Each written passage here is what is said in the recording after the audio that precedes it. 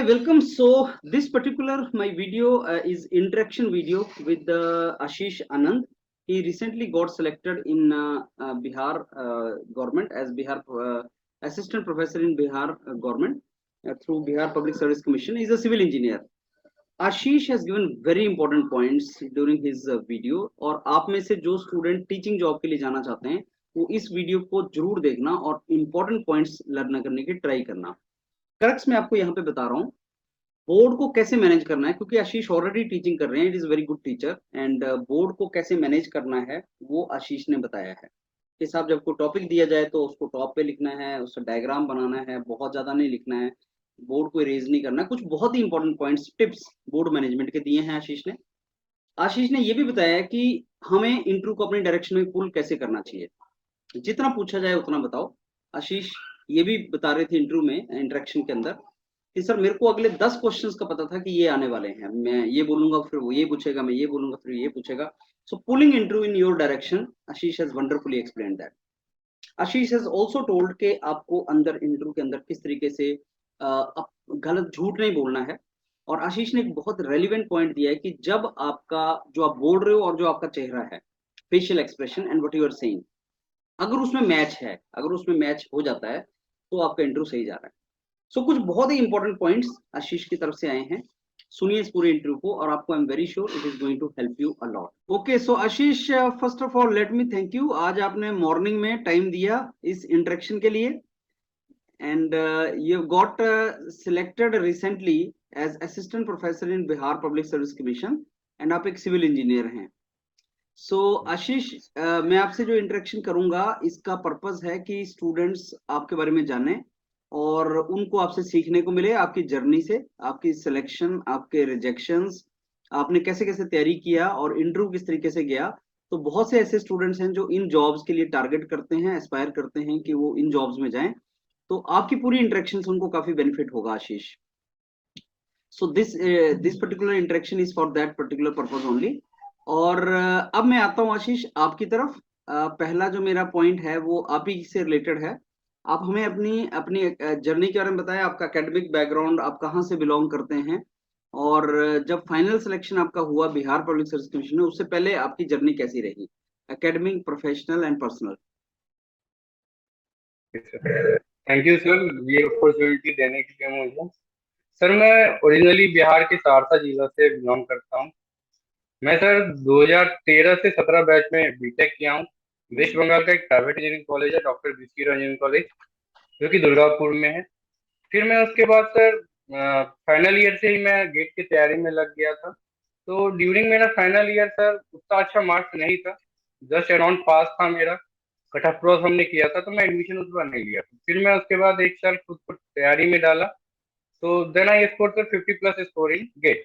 उसके बाद मैं सर पटना एनआईटी से एमटेक करने गया मैं, और वहां पे मैंने ट्रांसपोर्टेशन इंजीनियरिंग में 2018 से 20 के बैच में एमटेक किया। तो मैं सर जिस समय एमटेक कर रहा था तो उसी समय मैं बिहार पब्लिक सर्विस कमीशन का ही एई का मैंने इंटरव्यू भी दिया था। लेकिन उस समय सर फाइनल मेरिट लिस्ट में मेरा नाम नहीं आया था। तो एक तरह से मैं उसको फॉर्चुनेट समझता हूँ कि आई वाज नॉट सेलेक्टेड, क्योंकि मेरा ड्रीम जॉब सर यही असिस्टेंट प्रोफेसर ही था। तो मैं पूरा टाइम दे पाया उसके बाद।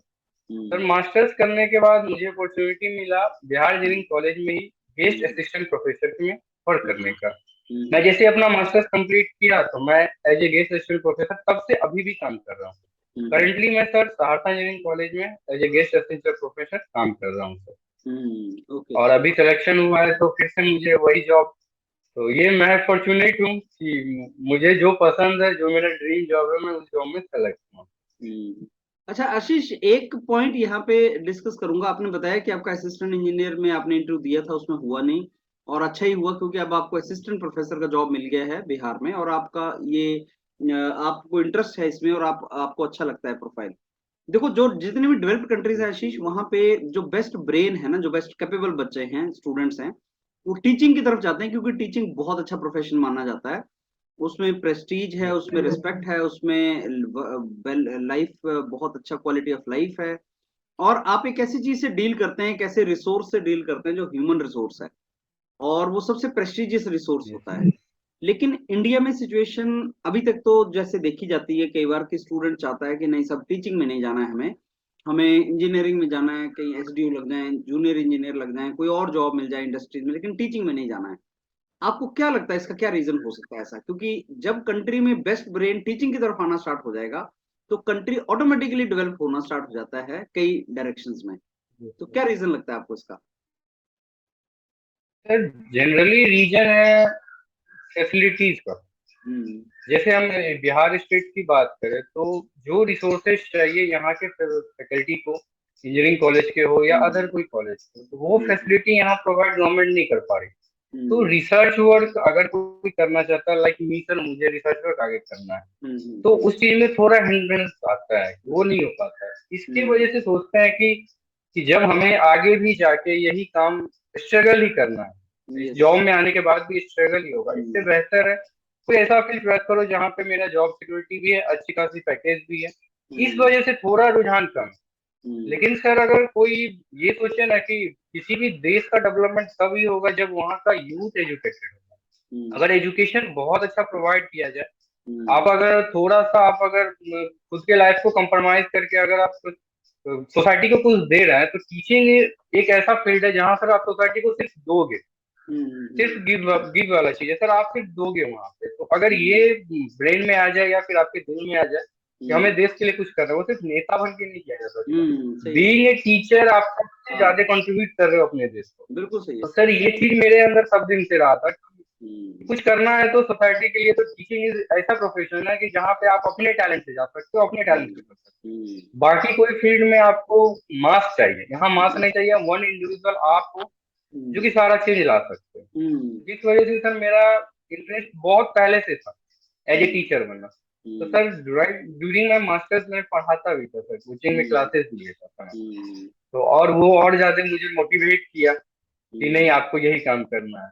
हम्म। और एज ए बोलूँ तो सर मैं अपने फादर को आइडलाइज करता हूँ, तो वो भी एक टीचर है। और अच्छा। मैं उनको देखा हूँ कि एक टीचर हम्म। का क्या रिस्पेक्ट है हम्म। आपके अराउंड, और हम्म। किस तरह का काम होता है और किस हम्म। तरह से सोसाइटी का डेवलपमेंट होता है बीइंग ए टीचर होता है। वो हम्म। बहुत इंस्पायर किया मुझे सर। तो इसलिए हम्म। मैं बहुत खुश होता हूँ, मैं जब पढ़ाता हूँ तो मैं बहुत खुशी मिलती है। हम्म। सेल्फ सेटिस्फेक्शन वाली चीज वो आती है सर अच्छा लाइफ में। आशीष, एक एक और पॉइंट मैं आपसे डिस्कस करूंगा कि बहुत सा ऐसा स्टूडेंट है, अच्छा कैपेबल बच्चा है जो टीचिंग में जाना चाहता है, मतलब वो चाहता है कि मैं टीचिंग में जाऊं, लेकिन उसको ये नहीं पता कि अपॉर्चुनिटीज कैसे मिलेंगी। उसके दिमाग में ये चीज होती है कि सब टीचिंग में अगर जाना है और अच्छी जगह टीचिंग करनी है, और गवर्नमेंट इंजीनियरिंग कॉलेजेस अभी तक जो प्राइवेट से काफी अच्छे हैं, नो डाउट कुछ प्राइवेट यूनिवर्सिटीज और कॉलेजेस बहुत अच्छा कर रहे हैं अभी, लेकिन लार्जली जो है अभी भी इंडिया में वो गवर्नमेंट सेक्टर में ही टीचिंग, और वो सारा जैसे आपने बात किया इंफ्रास्ट्रक्चर का एंड सारा सैलरी इंफ्रास्ट्रक्चर ये सारी चीजें मैटर करती हैं, वो गवर्नमेंट में है। नॉर्मली गवर्नमेंट में पीएचडी की रिक्वायरमेंट पड़ती है, तो बच्चा वहां घबरा जाता है कि साहब पीएचडी में तो अभी हमें 5-7 साल और लगेगा। लेकिन पीछे कुछ देखने में आया कि जैसे उत्तर प्रदेश पॉलिटेक्निक के लेक्चरर के पोस्ट हुआ जिसमें बीटेक क्वालिफिकेशन था, और मैंने देखा उसमें बहुत से आईआईटीएन आईआईटी के ग्रेजुएट्स एनआईटी ग्रेजुएट्स ट्राई कर रहे हैं कि हमारा वो टीचिंग में हो जाए। उसके बाद ये बिहार पब्लिक सर्विस कमीशन है और भी बहुत सी स्टेट्स का जिन्होंने असिस्टेंट प्रोफेसर या लेक्चरर की पोस्ट निकाली और एमटेक बेस पे निकाली। और पीएचडी तो होता ही है, पीएचडी के बेस पे अब आईआईटी एनआईटी में अगर आपको टीचर लगना है तो पीएचडी चाहिए। तो इसका मतलब ये हुआ कि पीछे कुछ हमारी जॉब्स निकली जो बीटेक के बाद आप टीचिंग में जा सकते हैं गवर्नमेंट में, एमटेक के बाद जा सकते हैं और पीएचडी के बाद तो जा ही सकते हैं। अब मैं आपसे जानना चाहूंगा कि क्या फ्यूचर में कोई स्टूडेंट, और मैं सिविल इंजीनियर्स की बात करता हूँ शायद यहाँ पे पहले आपसे, कि अगर कोई सिविल इंजीनियर है और उसको लगता है कि भाई साहब वो टीचिंग में जाना चाहता है, जैसे आपने बताया आपका केस था कि फादर आपके टीचर थे और आप खुद टीच करते थे और आपको अच्छा लगता था ये चीज, तो अगर ऐसा कोई है स्टूडेंट जो जाना चाहता है टीचिंग के लिए, तो क्या अपॉर्चुनिटीज फ्यूचर में उसको मिलने के चांस हैं? अगर आप कुछ हमें उसके बारे में बता पाएं कि क्या वो सोच सकता है कि 2-4-5 साल में अगर वो एमटेक करता रहेगा और इन द मीन टाइम वो पीएचडी में चला जाए तो कोई ना कोई सीट निकलेगी और वो वहां फिट हो जाएगा। तो क्या ये सीट्स टीचिंग की पोजीशंस निकलती रहेंगी रेगुलर इस पे, या ऐसा था कि अब निकली अब पता नहीं कब निकलेगी? क्या है इसका सिचुएशन, क्या है अभी?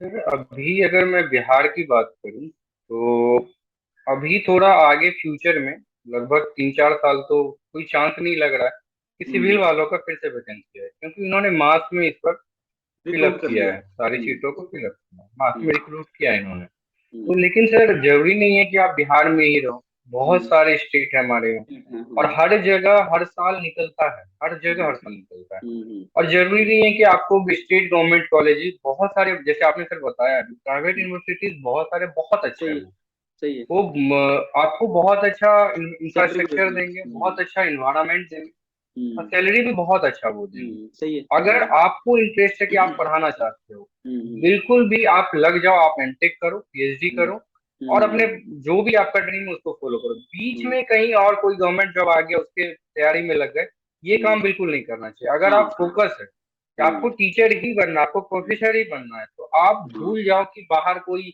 एई का जॉब है, जेई का जॉब है, वो हम्म, आप भूल जाओ, या बिल्कुल कोई सही। अलग जो जनरल जॉब है उसके लिए आप तैयारी करो।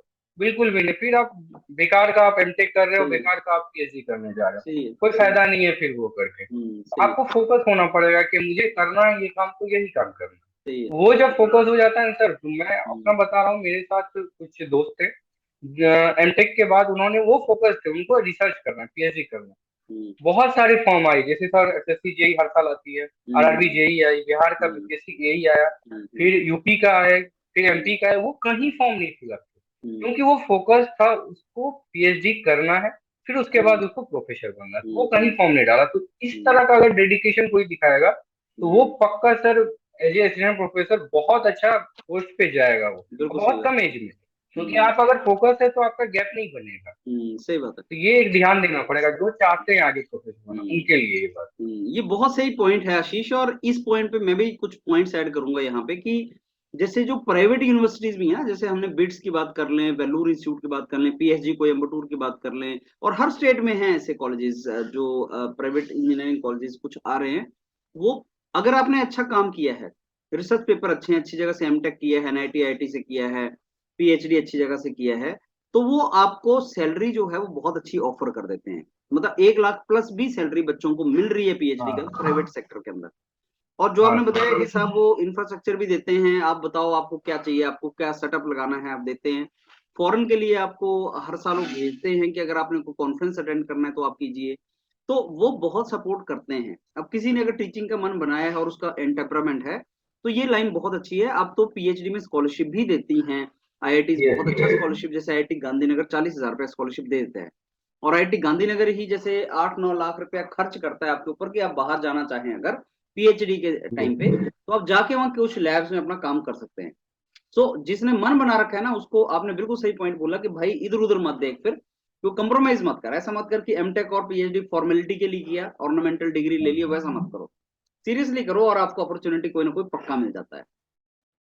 और ऐसा भी हो यस सकता है, आपने बोला असिस्टेंट प्रोफेसर की जॉब शायद ना निकले बिहार में, लेकिन ऐसा भी हो सकता है कि पॉलिटेक्निक की निकल जाए। हमने देखा कि उत्तर प्रदेश में पॉलिटेक्निक की जॉब्स निकली हुई है, या और कोई इस तरह के किसी स्टेट में जॉब्स निकल जाए, तो अपॉर्चुनिटीज आती रहेंगी। That is very good. बस सिंगल पॉइंटेड आप चले रहें, और वो चीज आपका बहुत जरूरी है। अच्छा आशीष, अब मैं दूसरे पॉइंट की तरफ आता हूँ, आपके इंटरव्यू की तरफ।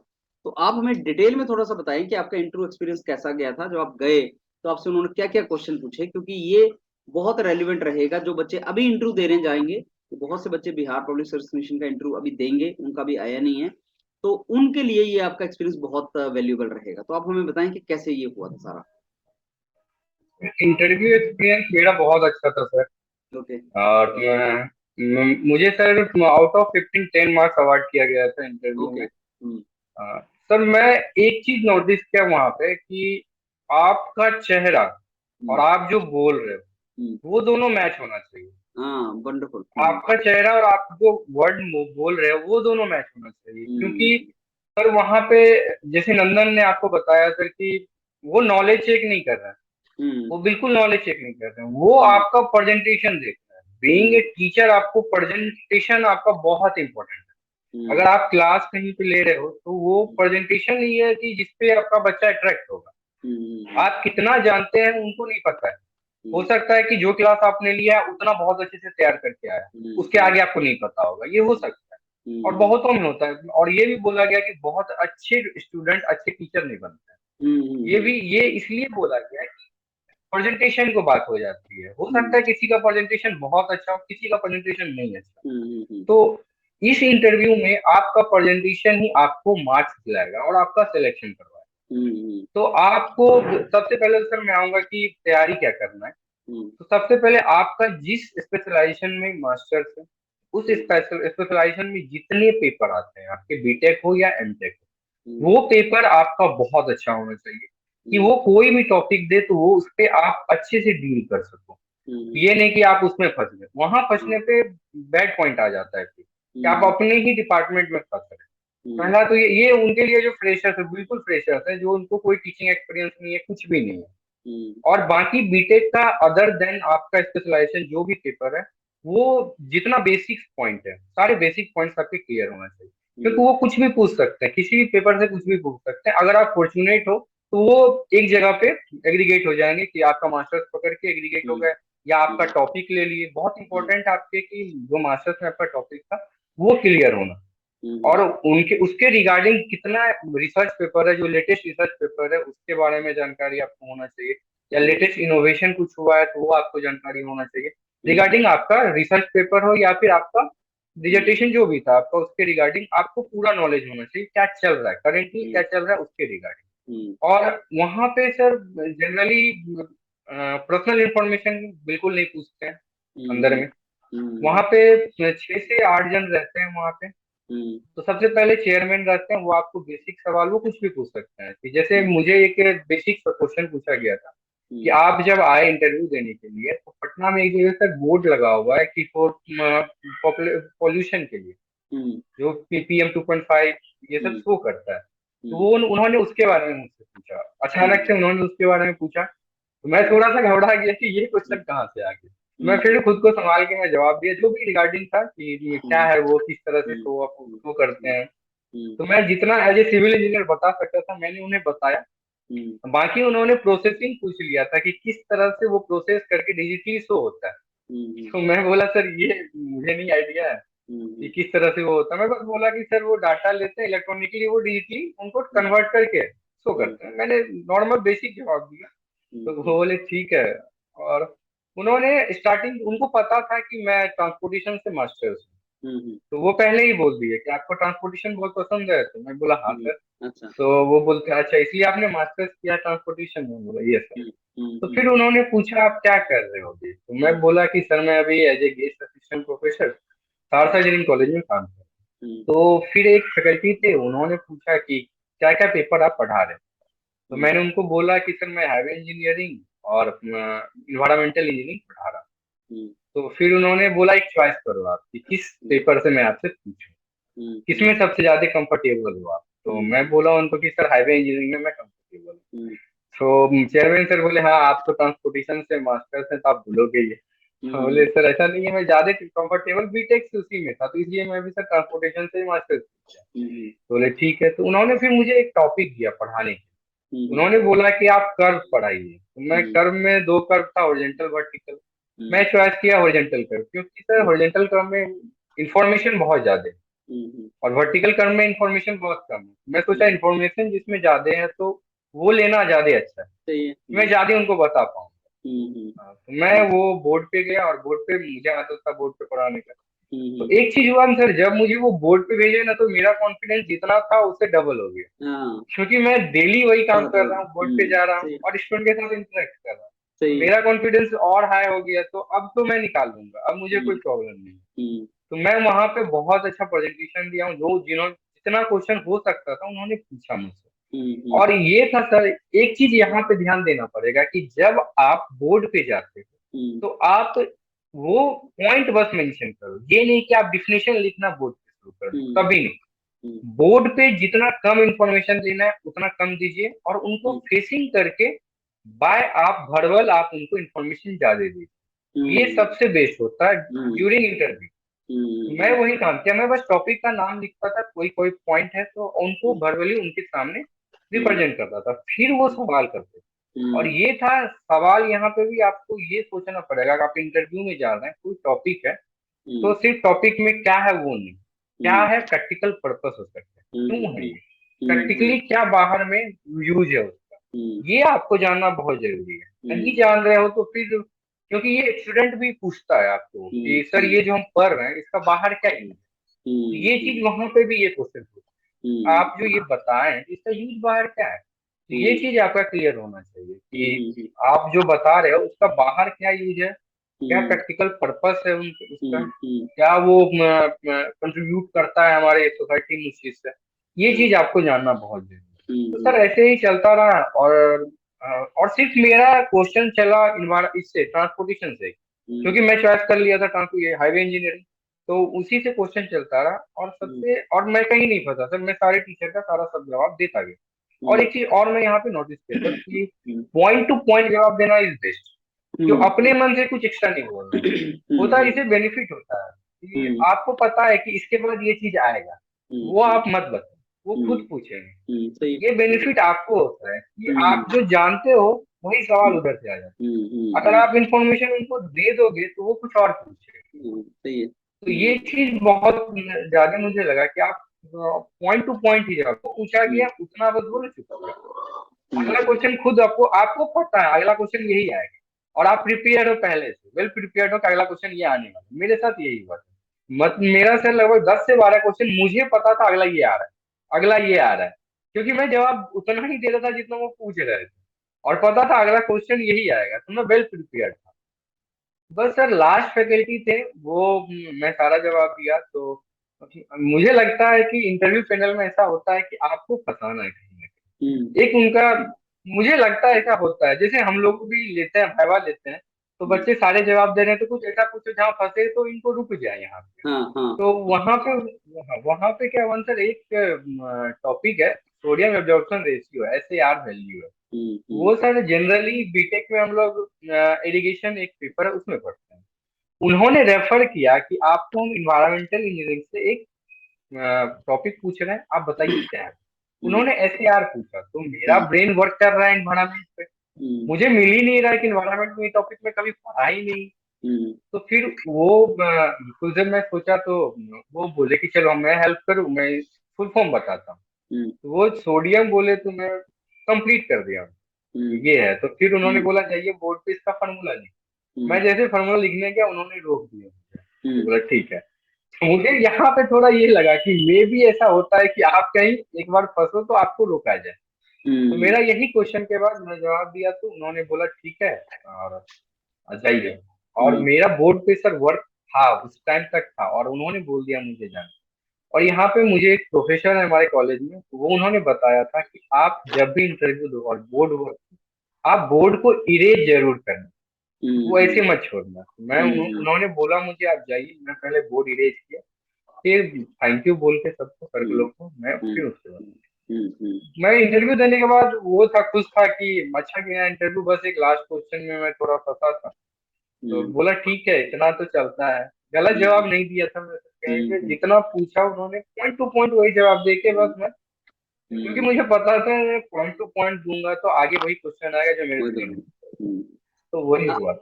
आशीष, इसमें ना आपने अपना जो सारा एक्सपीरियंस सुनाया उसमें 2-3 पॉइंट ऐसे हैं जो बहुत ज्यादा रेलिवेंट पॉइंट आपने दिए हैं, बहुत ज्यादा इंपॉर्टेंट पॉइंट हैं वो।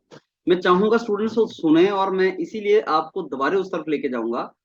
एक, क्योंकि आप अध्यापक हैं ऑलरेडी और आप टीच करते हैं, और बोर्ड पे आपका एक्सपीरियंस बहुत ज्यादा है और प्रैक्टिस ज्यादा है, और जब उन्होंने आपको बोर्ड पे भेजा तो आपका कॉन्फिडेंस भी बढ़ गया।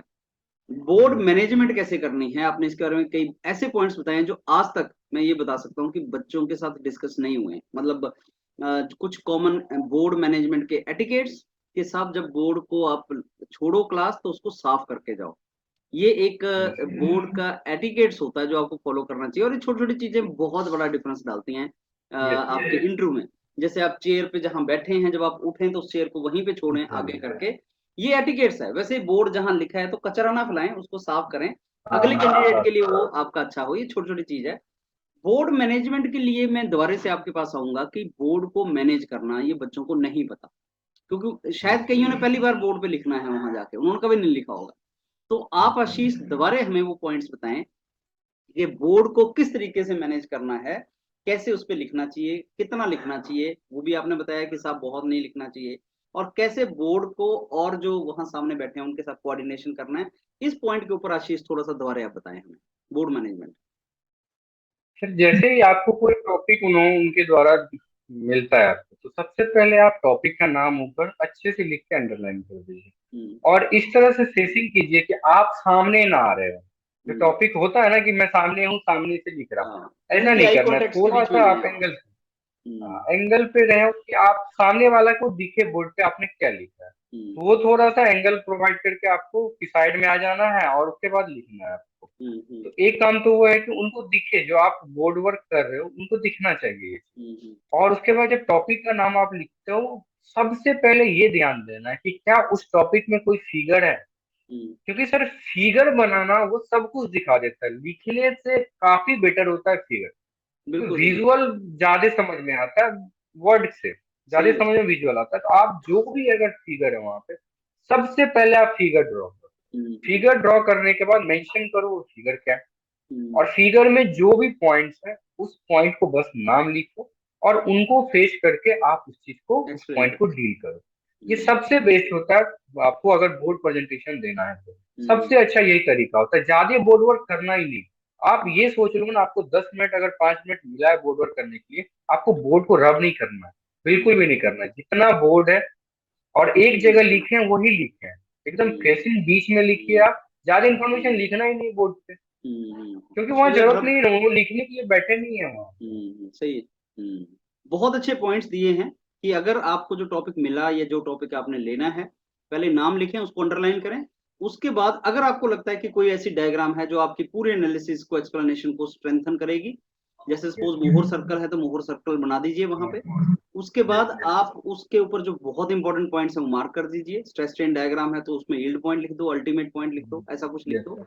और उसके बाद आप उन पॉइंट्स को एक्सप्लेन कर दो, और ऐसा ट्राई करो कि आपको रब ना करना पड़े, क्योंकि यस सर। रबिंग की जरूरत ही ना पड़े। और जो आपने लाइनें ना लिखना स्टार्ट कर दो उस पे इतना लिखो जिससे काम चले। ये आपका हाँ बोर्ड जी। मैनेजमेंट के कुछ टिप्स हैं जो बहुत इंपॉर्टेंट हैं।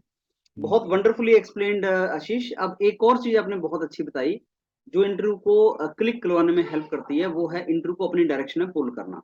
यस आप सर। आपने एक पॉइंट बताया कि मेरे को अगले 10 क्वेश्चंस पता थे कि अब ये आने वाले हैं। ये बहुत बड़ी बात है। ये बहुत एक्चुअली एक इम्पॉर्टेंट चीज है कि स्टूडेंट इंटरव्यू को अपनी डायरेक्शन में लेके जाए। आशीष, डायरेक्शन। आपका दोबारा में उसमें आपने एक बहुत अच्छा पॉइंट दिया कि साहब उतना ही बताओ जितना बताना है, सो दैट अगले क्वेश्चन के लिए स्कोप छूटे।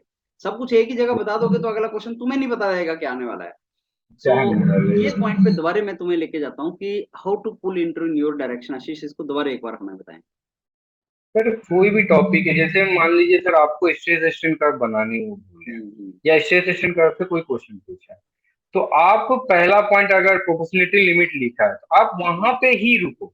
ये हम्म, नहीं बताओ कि प्रोपोर्शनलिटी लिमिट नीचे है या ऊपर है इलास्टिक लिमिट। हम्म, वो क्वेश्चन उनका है, वो खुद करेंगे कि कौन हम्म, सा ऊपर आएगा कौन सा नीचे आएगा। हम्म, अगर कौन सा मटेरियल है जिसमें ये दोनों शो होगा कि नहीं होगा, ये हम्म, उनके लिए छोड़ दो। यील्ड हम्म, पॉइंट है तो अपर यील्ड पॉइंट को आराम से अलग अलग रखो। अगर हम्म, उन्होंने अपर के बारे में पूछा तो बस अपर ही बताओ, ये मत बताओ कि लोअर भी होता है ये होता है। वो हम्म, क्वेश्चन वो खुद जनरेट करेंगे कि लोअर यील्ड पॉइंट भी है, तो वो हम्म, आपको छोड़ना है। अगर आप फ्रैक्चर पॉइंट पे जा रहे हो तो हम्म, ये उसके बीच में स्ट्रेन हार्डनिंग पॉइंट है, हम्म, तो एक को ही डील करो और फिर फ्रैक्चर पॉइंट पे मत पहुंचो, क्योंकि अगला क्वेश्चन फ्रैक्चर पॉइंट बनेगा। अगर ये स्ट्रेस रेजिस्टेंस डायग्राम की बात करूँ सर, इसमें और अलग अलग मटेरियल के लिए भी ये मत नहीं बताना है कि कंक्रीट मेरा ब्रिटल है तो ऐसे जाएगा कर्व, स्टील मेरा डक्टाइल इलास्टिक है तो ऐसे जाएगा, बिल्कुल नहीं बताना है आपको। वो क्वेश्चन छोड़िए उन पे कि वो आपसे ये सवाल पूछे, क्योंकि वो आपको आता है। अब सही। ऐसा हो सकता है कि आप ये सब बता दो तो कुछ ऐसा मटेरियल आ जाए जिसका नाम भी आप ना सुने, उससे क्वेश्चन आ जाए। तो ऐसा करना ही नहीं है, इंफॉर्मेशन एकदम लिमिटेड देना है। जितना अगर कोई डिफिनेशन पूछा है बस डिफिनेशन, एग्जांपल देने नहीं जाना है। सही वो है। खुद पूछेंगे, आपने डिफिनेशन दिया है तो इसको वेरीफाई कीजिए किसी चीज से, अब फिर प्रैक्टिकल एग्जांपल दो। ये सही है। एग्जांपल तो वो क्वेश्चन इंक्रीज हो गया ना, एक था हम्म, अब दो बन गए, आप दोनों को एक ही में कंबाइन कर देते तो एक क्वेश्चन। सही है। ये सर थोड़ा मैं सीखा था, यही का जब मैं इंटरव्यू दिया था सर, वहां पे ये चीज मिली सीखने के लिए कि आप इंफॉर्मेशन ज्यादा मत दो, जितना पूछा गया उतना इंफॉर्मेशन दो, चुप हो जाओ, बाकी सवाल सेम हो जाएगा। तो मैं मेरे साथ ये वहां पे हुआ था, मैं उस चीज को ग्रैब किया कि अगर ऐसा होता है, मैंने उस चीज को यहाँ पे पूरे अच्छे तरह से फॉलो किया। वहां पे नहीं कर पाया था क्योंकि वहां पे मुझे अच्छे से ये चीज पता नहीं था, तो मैं यहाँ पे उस चीजों को अच्छे से फॉलो किया, तो बहुत बेनिफिशियल रहा मेरे लिए। एक आशीष आपने शुरू में इंटरव्यू के शुरू में एक बात बताई थी जो बहुत ज्यादा इंपॉर्टेंट बात है। अब मैं फील करता हूँ उसको, क्योंकि हजारों इंटरव्यूज बच्चों के साथ करने के बाद मेरे को ये एक बहुत ही प्रिसाइज आपकी स्टेटमेंट लगी कि इंटरव्यू तब आपका अच्छा जाएगा जब आपके फेशियल एक्सप्रेशन और जो आप बोल रहे हैं उसमें कोरिलेशन है। जो आप बोल रहे हैं और जो यस आपका चेहरा बोल रहा है, आपके वर्ड्स और आपके चेहरे में अगर मैच है तो इंटरव्यू सही जा रहा है। ये पॉइंट बारे हमें बताएं आप, क्योंकि स्टूडेंट्स को ये नहीं आता। स्टूडेंट्स चेहरा कुछ और बोल रहा होता है, नर्वसनेस, मुंह से कुछ और वर्ड्स चल रहे होते हैं। इस चीज को कैसे बच्चा कर सकता है, क्या लगता है आपको?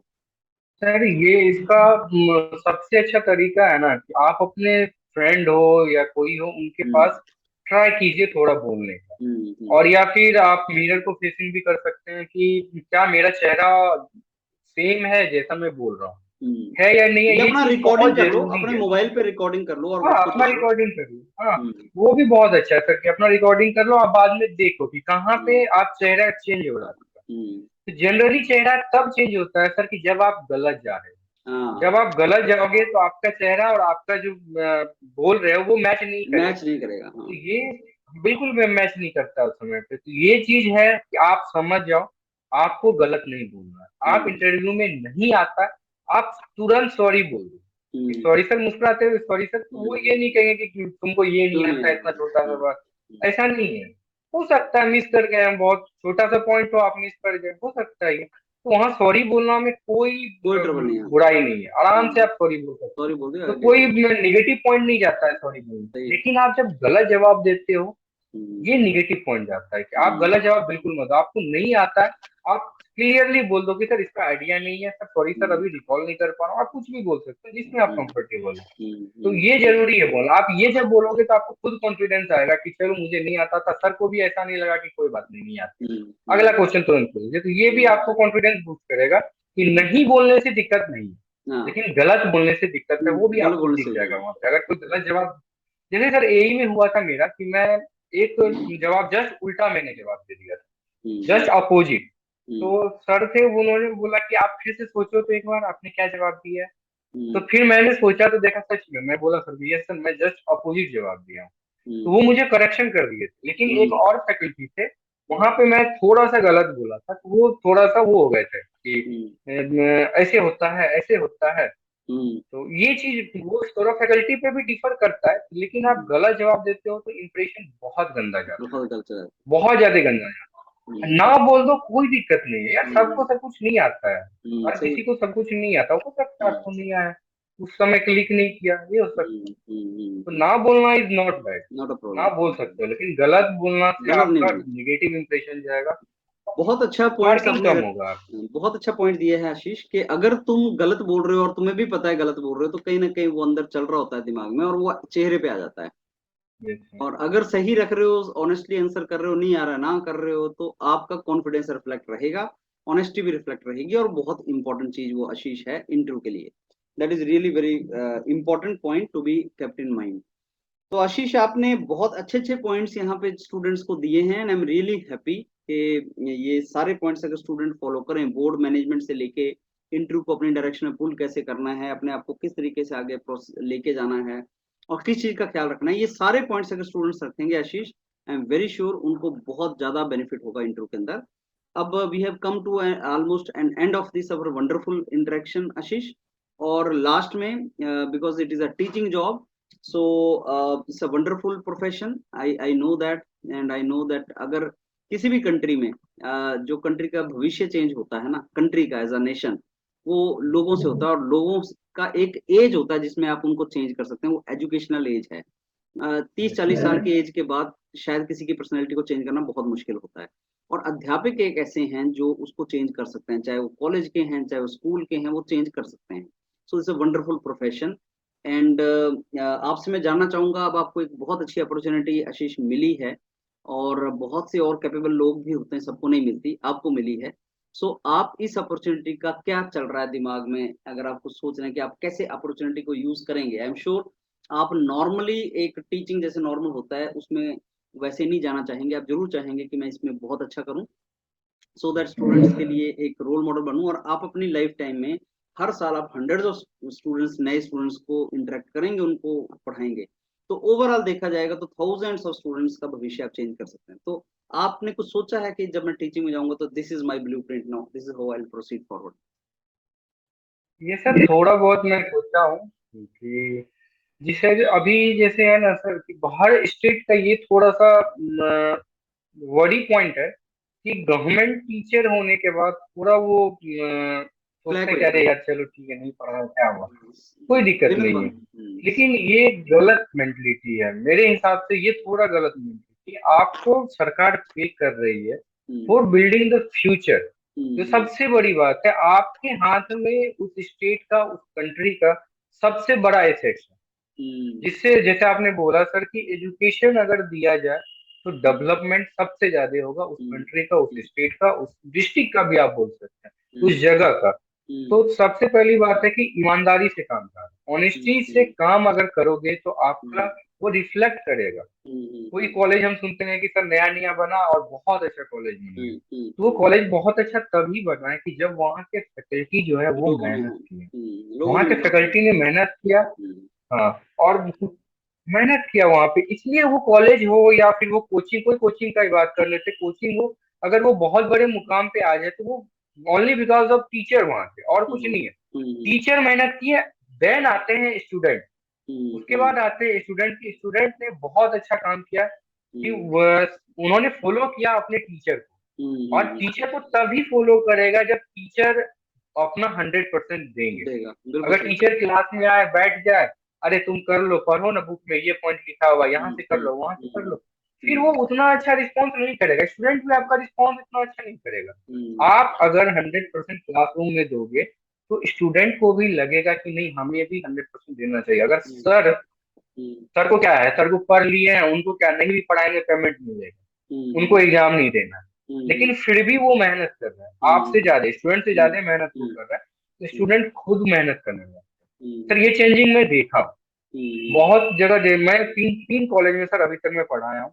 मैं तीनों कॉलेज का एक्सपीरियंस बताता हूँ सर कि मुझे नहीं आदत है कि मैं जाके बैठ जाऊँ, मैं मेहनत करता हूँ, मैं भीग जाऊं कुछ हो जाए कोई दिक्कत नहीं है। मुझे सेल्फ सेटिस्फेक्शन तभी होता है कि जब मैं अपना 100% देता हूँ। मैं 100% नहीं देता हूँ, लगता है यार आज थोड़ा कम हो गया, ठीक नहीं लग रहा है, ये थोड़ा फील खुद में मुझे फील होता है। अगर ये फील हर एक फैकल्टी करने लगे तो कोई छोटा सा कॉलेज हो ना, गवर्नमेंट कॉलेज हो या प्राइवेट कॉलेज हो, वो वंडरफुल बन बहुत जाएगा। अच्छा बनेगा, बिल्कुल वो सही। बहुत अच्छा बनेगा। तो यही सर मेरा भी है कि अभी मैं जो काम कर रहा हूँ, अभी मेरे पास उतना रिसोर्स नहीं है बिकॉज मैं डायरेक्ट गवर्नमेंट के अंदर नहीं हूँ, तो उतना रिसोर्सेज मेरे पास नहीं है या फिर मेरे पास उतना पावर नहीं है। अगर जब मुझे ये पावर मिलेगा मैं उस चीज को प्रोडक्टिव वे में और राइट डायरेक्शन में यूज करना पॉजिटिव वे में चाहूंगा। यूज करेंगे आप। हाँ बिल्कुल, कि सर जैसे नहीं बोलना चाहिए लेकिन बोलना पड़ रहा है कि बहुत सारे कॉलेजेस में लैब है, लेकिन लैब कराते नहीं है, वो इंस्ट्रूमेंट ऐसे ही रखा वैसे हुआ है। पड़ा हुआ। ये रिपोर्ट खुद बिहार गवर्नमेंट की पीएचडी का रिपोर्ट है। आप एज ए मैकेनिकल इंजीनियर बना रहे हो, सिविल इंजीनियर बना रहे हो, आप लैब वर्क नहीं कराओगे वो कुछ नहीं सीखेगा, वो मार्केट में जाएगा वो कुछ नहीं जानता है, उससे अच्छा एक लेबर जानता होगा, आपसे अच्छा एक लेबर जानेगा। अगर आप लैब नहीं किए हो तो ये सब थोड़ा डिमेरिट है, ये सबको बहुत अच्छा करना होगा। अच्छा किया है बिहार गवर्नमेंट ने कि एक मास में वैकेंसी निकाल के हर जगह टीचर का कमी है, टीचर प्रोवाइड किया। अगर बिहार गवर्नमेंट चाहे थोड़ा मॉनिटरिंग सिस्टम लाए तो एक मॉडल इंजीनियरिंग कॉलेज बिहार में हर जिले में बन सकता है, कि एक बाहर से भी बच्चे आएंगे बिहार में पढ़ने के लिए, कि नहीं बिहार चलते हैं, वहाँ पे फैकल्टी बहुत अच्छे हैं, वहाँ पे सारा इंस्ट्रूमेंट है, रिसोर्सेज है, सब कुछ है वहाँ पे, ये बन सकता है। अगर अगर 60% भी अभी के सिलेक्टेड जो स्टूडेंट है या कैंडिडेट है वो अगर प्रोडक्टिव वे में काम करे, कि नहीं मुझे पैसे जो मिल रहा है उसका मुझे जानना, वर्थ जो है वो आप पे करो, गवर्नमेंट को पे करो, आप फ्री में नहीं दे रहा है पैसे वो आप उस जो दे रहा है उस चीज को आप समझो तो वो आपको बहुत सारे पैसे दे रहा है, बहुत कम नहीं दे रहा है, बहुत सारे पैसे दे रहा है आपको और उसके लिए आप काम नहीं कर रहे हो, तो ये आप एक तरह से आप देश का नुकसान कर रहे हो, उस देश स्टेट के का नुकसान है, नुकसान कर रहे हो। सही बात है। तो ये एक चीज ब्रेन में आ जाए ना सर सबके, तो चेंज बहुत आ अच्छा जाएगा। डेवलपमेंट होगा, स्टेट सही। का भी होगा, एजुकेशन सिस्टम बहुत बढ़िया हो जाएगा। तो बस मेरा यही सोच है सर कि मैं ईमानदारी से काम करूँ, मैं ईमानदारी से काम गुड। करूंगा तो बच्चे भी ईमानदारी से पढ़ेंगे और बच्चे अच्छे करेंगे, सही ये बात भी है। है सर। बहुत सही अभी है सर आशीष। 4 बच्चे मेरा एमटेक में एडमिशन लिया है। अच्छा। अभी सर बहुत 4 बच्चे मेरा एमटेक में एडमिशन लिया है, तो बहुत अच्छा फील होता है। अच्छा लगता है। सबसे ज्यादा खुशी हाँ टीचर सर। को तभी होती है जब उसके बच्चे ना बहुत अच्छा करना स्टार्ट करते हैं, स्टूडेंट अच्छा करना स्टार्ट करते हैं, तो टीचर को सेटिस्फेक्शन मिलता है। वो हम लोगों का अचीवमेंट होता है। Yes sir. वो हमें अचीवमेंट होता है कि हमने यस कुछ कर सर। दिया लाइफ में। और यस वो सर। वो एक अच्छा कैंडिडेट आप प्रोड्यूस करोगे, कंट्री के लिए एक बहुत अच्छा सिटीजन बनेगा, और ऐसे कंट्री डेवलप होता है। यस बिल्कुल सही है। आशीष, बहुत ही वंडरफुल इंटरेक्शन था, लेट मी टेल यू। मतलब मैं ये ऑन रिकॉर्ड बोल रहा हूँ कि जितने मैंने इंटरव्यूज किए हैं आज तक, उसमें बहुत ज्यादा informative, one of the most informative interaction आपके साथ रहा है, जिसमें बहुत से पॉइंट्स आए हैं आपकी तरफ से। मैं उनकी समरी बना के एक वीडियो के पहले एक उसको प्रेजेंट करूंगा। और this is a wonderful session I had with you, and I wish you all the very best Ashish. आप जैसे आप थैंक यू टीचिंग हैं, सर। टीचिंग बैकग्राउंड से हैं, आपके पेरेंट्स भी रहे हैं, फादर रहे हैं जो आपके रोल मॉडल हैं। आप वंडरफुल करें। और teaching is the tool, I think the great person told once that teaching is the tool which can bring the change in the world actually, जो ये वही यस चीज है जो चेंज ला सकता है। और वो आपके हाथ में अभी है, अपॉर्चुनिटी आपके हाथ में है, and I am very sure you will do wonderful in this. So thanks a lot Ashish, आपने टाइम दिया, and it was wonderful. Thank you sir. Thank you sir. बहुत अच्छा लगा सर आपसे बात करके। Thank you.